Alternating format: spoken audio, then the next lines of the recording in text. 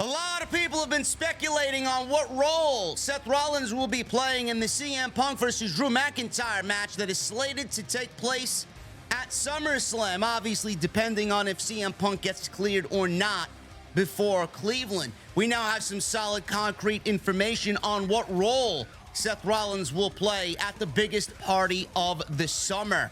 WWE is slated to be bringing in one of the world's greatest tag teams, and I got the latest on that story developing this weekend.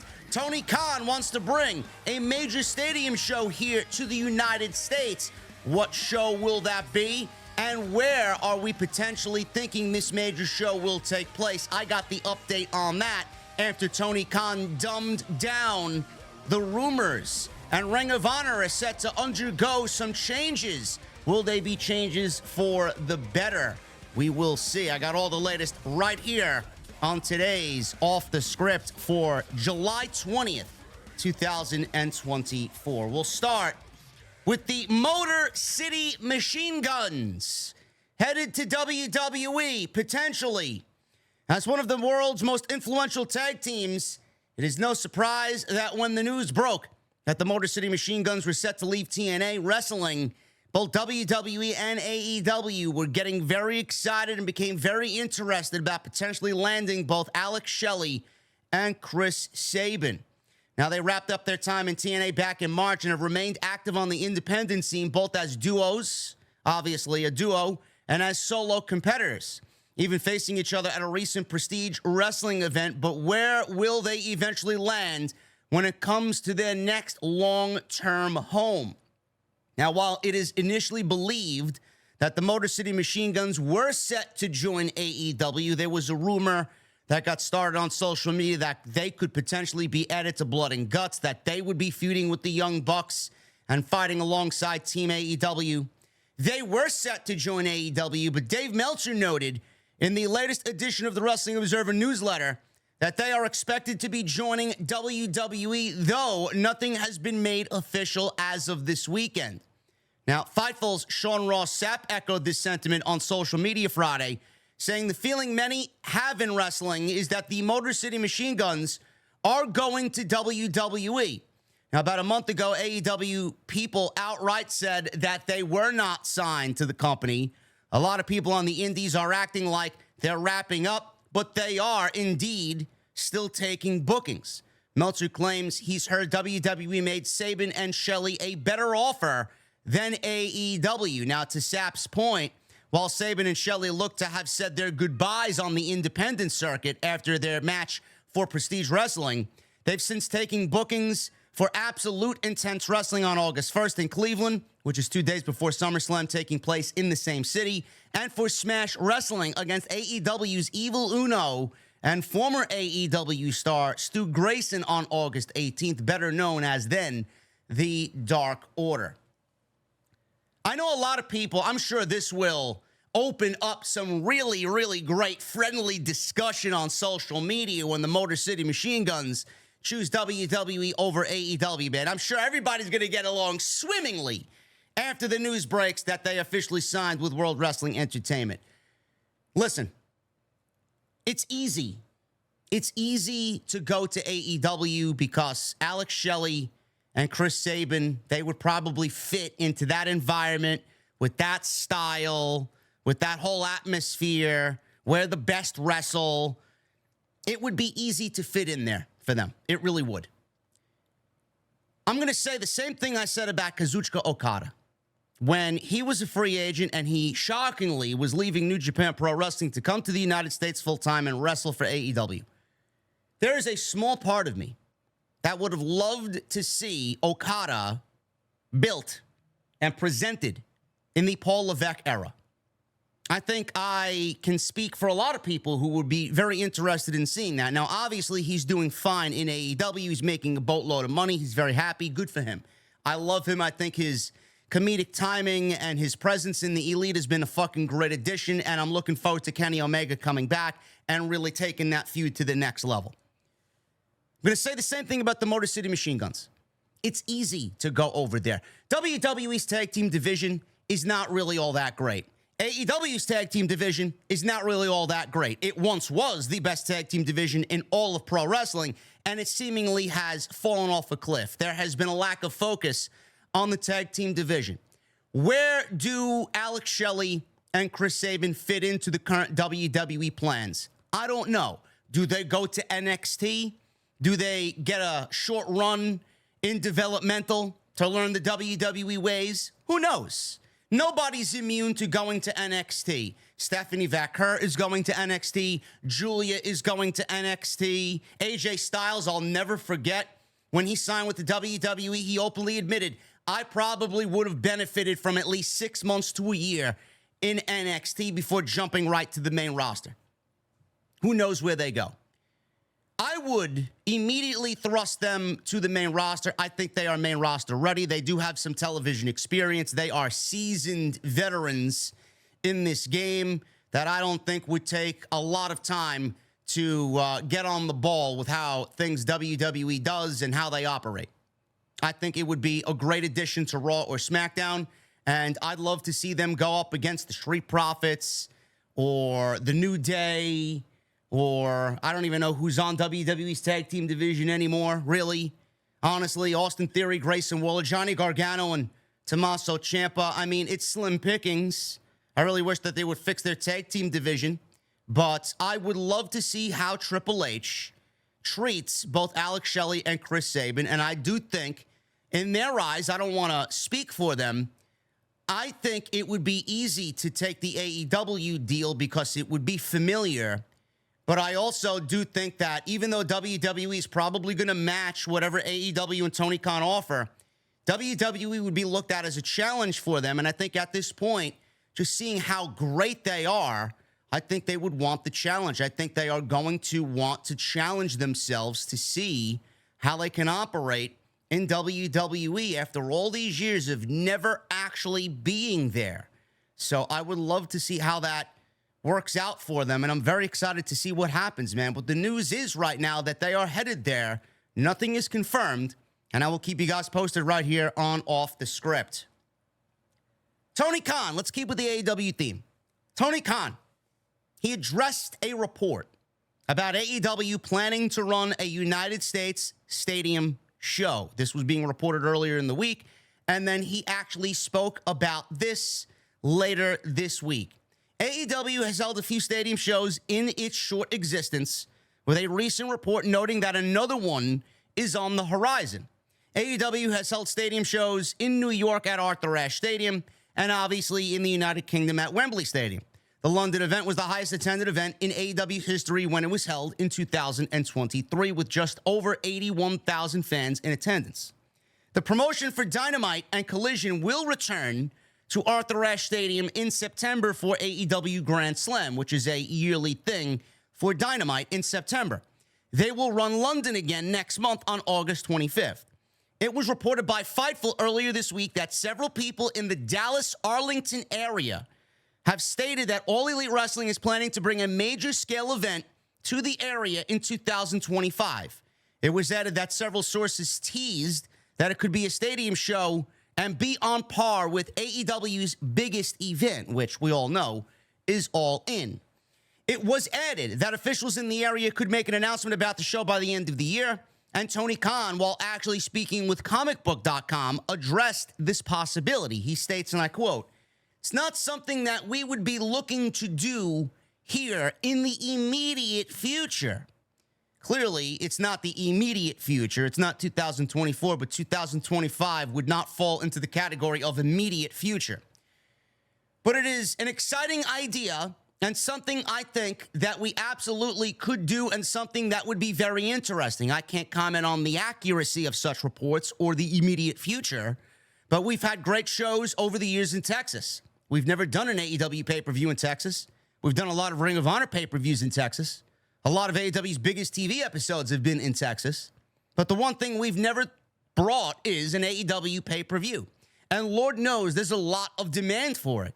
I think that would be a fascinating thing for us to try. End quote. Now, the report says AEW's biggest event. That's not Revolution. That's not Double or Nothing. That's not Forbidden Door. It's not Full Gear. It's not Wrestle Dream. It's not Dynasty. It's not World's End. It's not All Out. It is All In. The only thing that would fit the bill for a major stadium show in another state is All In. Now, it could be Double or Nothing. We don't really know. It could be Double or Nothing. I would say Double or Nothing is probably their other flagship show besides All In.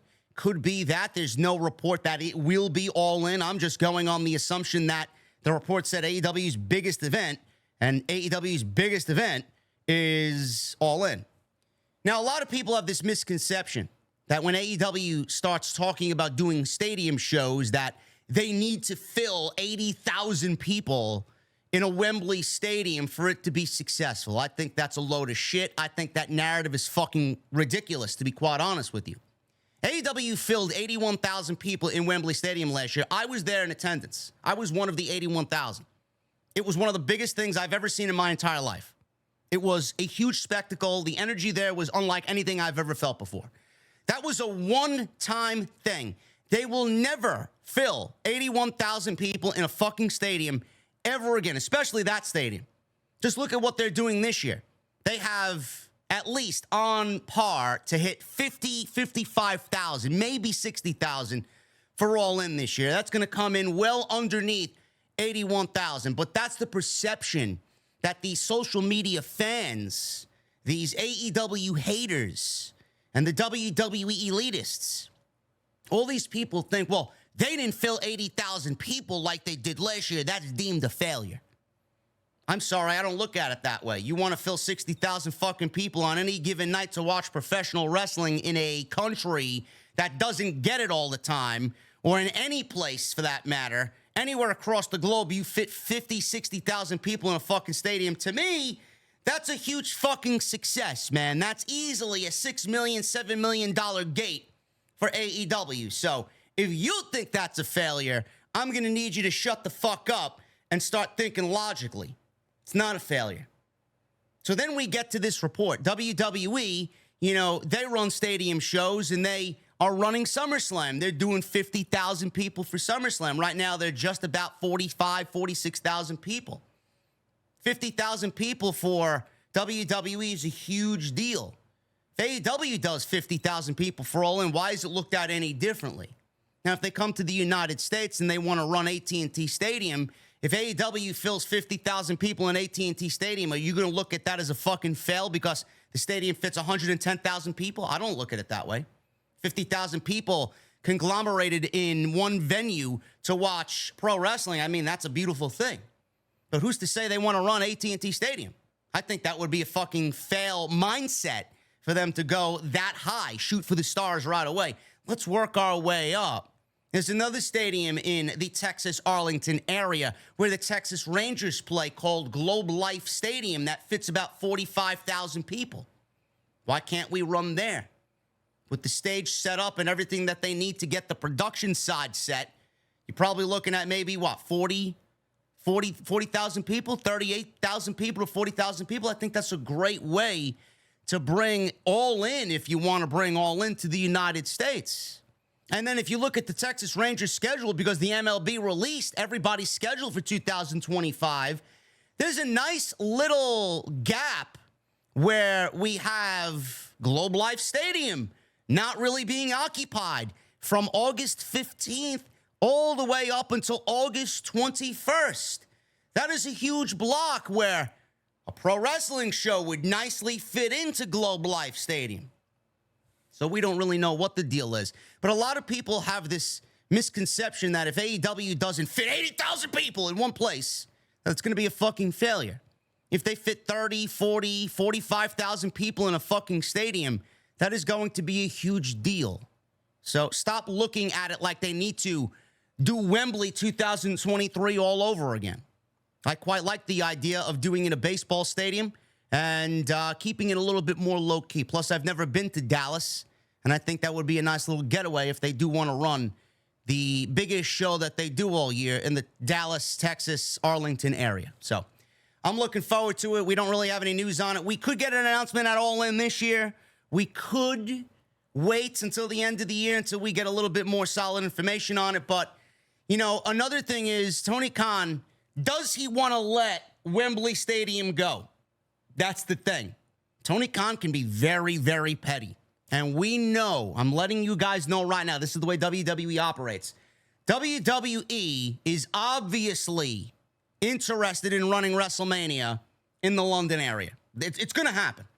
Under this administration, it is going to happen. But there's no place that show will take place in other than Wembley Stadium. And when Tony Khan does not do Wembley Stadium for All In, WWE is going to swoop on in like a fucking hawk, and they're going to start eyeing Wembley Stadium and getting WrestleMania in London all squared away. So Tony Khan knows that. And with that, Tony Khan's record of 81,000 for the largest attended wrestling show in history, that record will be broken by WWE because WWE will fill over 90,000 people for WrestleMania on both nights in that stadium. No doubt about it.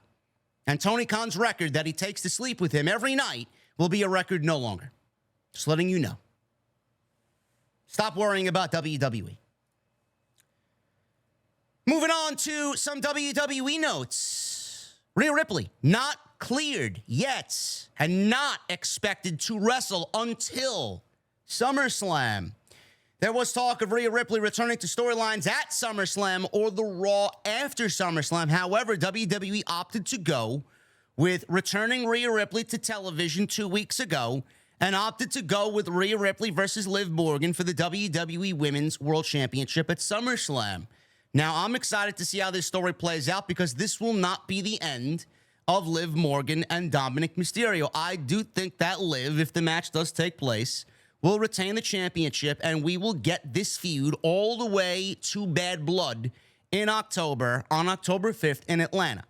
Partially, the decision was made because Rhea Ripley said that she believed she would be ready to go by SummerSlam on Saturday, August 3rd at Cleveland Brown Stadium in Cleveland, Ohio. And Rhea Ripley has not been 100% cleared for physicality. Sources have stated that they expect that to change by the time we get to SummerSlam. She won't be getting physical until SummerSlam. Instead, they will work around the physicality, which we have seen in the last 2 weeks. I would have made that decision even if she was cleared. No physicality, no touching Liv Morgan, and no getting physical with any members of any party at all until SummerSlam. So that's the way it should be, and I would have done that even if she was cleared and ready to go. But I'm glad to see that match take place at SummerSlam because that is going to be one of the bigger stories that plays out and moves on to the next chapter at SummerSlam. Backstage news on why Bron Breakker didn't win the Intercontinental Championship at Money in the Bank. A lot of people were upset about this, and then a lot of people were made to look stupid on the Raw after Money in the Bank when Bron Breakker just became even more savage. In the latest edition of the Wrestling Observer newsletter, Dave Meltzer reports that as of earlier this week, Bron Breakker versus Sami Zayn is scheduled to take place at SummerSlam. It will not be a triple threat match with Ilya Dragunov. Meltzer wrote, it would be a surprise for them to beat Breakker twice in a row. So it at least would feel like Breakker is the favorite to win, and the reason he lost first, so that his title would be won on a higher profile show. End quote. Now, heading into the match, many people thought it was time for Bron Breakker to win the Intercontinental Championship. Since then, WWE's continued the feud and now included Ilya Dragunov, making fans think WWE may book a triple threat match at SummerSlam. Meltzer tends to think that this is going to be a one-on-one match. We could definitely see a triple threat match. I'm not taking Meltzer's word as gospel here, because if WWE wants to keep Sami Zayn looking strong, I know this will upset the Ilya Dragunov fan base. If they want to keep Sami Zayn looking strong, I feel like they could make a triple threat match, have Bron Breakker pin Ilya Dragunov, and then have Sami Zayn lose the championship without actually being pinned while they give their obviously hot rookie the Intercontinental Championship like everybody expects. I wouldn't mind either way, to be quite honest with you. I wouldn't.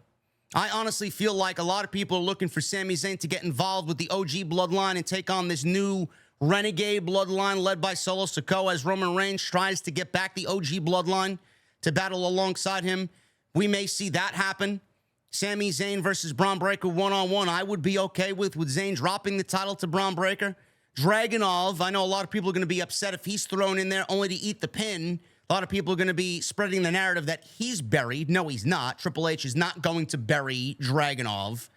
But I do think that we may be headed for a triple threat match after what we saw on Monday Night Raw. I do feel like with Breaker taking out both Zayn and Dragunov, that we're probably going to end up getting a triple threat match, because that match with Zayn and Dragunov was for the Intercontinental Championship, and Braun Breaker fucked all that up. So Adam Pearce may say, you know what, we're going to make this a triple threat match. You wanted to come back after I booted you out of the venue, and now you're going to have to beat two guys instead of one if you want that title that you so desperately want. So I do think that is the way that they're going. But according to Meltzer, they, at the Observer, he doesn't think they will beat Braun Breaker twice. And I do believe him in that aspect. Ring of Honor. Nobody watches Ring of Honor. Don't believe anybody out on social media who says they watch Ring of Honor. That person may be the only one that actually watches Ring of Honor.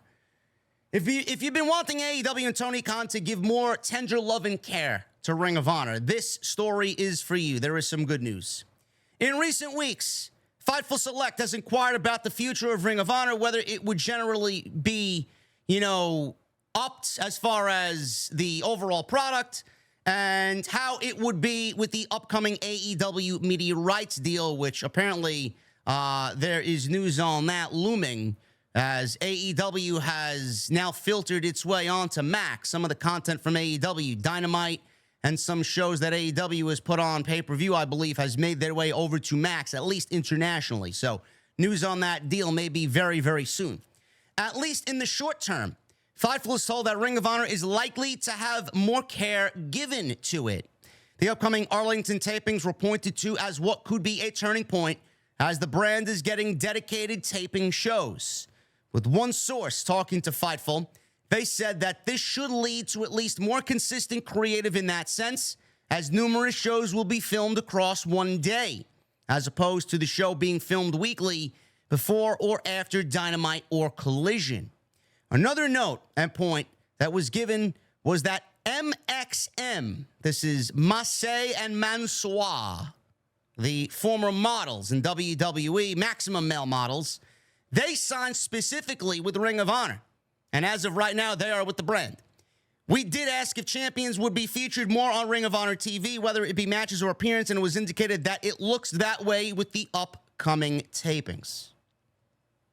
I don't know what AEW could do to really up the ante as far as Ring of Honor is concerned. I'm not going to sit here because I'd waste another 15 minutes, and I don't really want to be here for another 15 minutes. What they need, and I said this on social media because Carrie Silkin said that Ring of Honor under Tony Khan has been a complete fucking bust. It's nowhere near where it needs to be. Ring of Honor needs to be a developmental system for AEW. There needs to be a dedicated roster that stays with Ring of Honor and does not leave Ring of Honor. That doesn't mean Ring of Honor talent gets to wrestle on Collision. That doesn't mean Ring of Honor talent gets to wrestle on Rampage. That doesn't mean Ring of Honor talent needs to wrestle on Dynamite or gets to wrestle on Dynamite. I don't want to see a fucking soul leave Ring of Honor and bleed onto AEW television. I don't want to see champions from Ring of Honor come over to AEW television. I don't want to see any of it. Maybe during Forbidden Door season would be the only time that me personally, I would accept it. It needs its own brand and roster, dedicated roster. Make a roster and keep it that way and leave them there.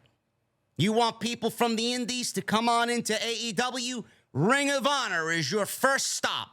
Just like NXT is everybody's first stop before they even sniff Raw or SmackDown. It needs to be their developmental system. AEW is not going to have a genuine developmental system like the Performance Center, but if you want people from the indies that people don't know of, why are you throwing them on national television with us being the ones asking, who the fuck is this? Why is this person here? I don't want to watch an AEW show on Saturday night and have it feel half Ring of Honor and half Rampage. It's not what I signed up for.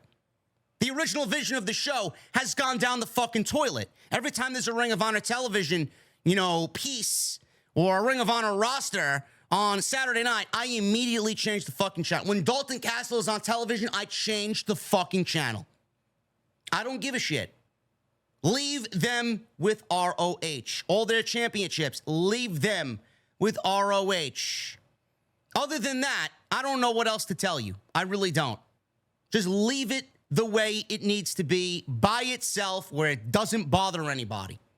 They can still have their quarterly shows 4 or 5 times a year. They need a dedicated space where they can tape television that gives them their own unique look.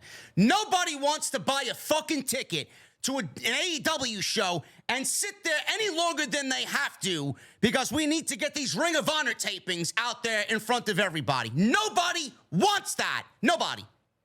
They need their own studio show. They need to operate as their own entity, like NXT operated as its own entity in Full Sail. They taped 4 shows in 1 week, and they had 4 weeks of shows spread out for the month. That's what they need to do.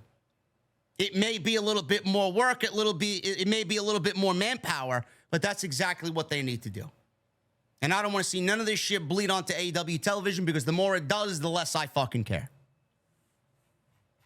Seth Rollins.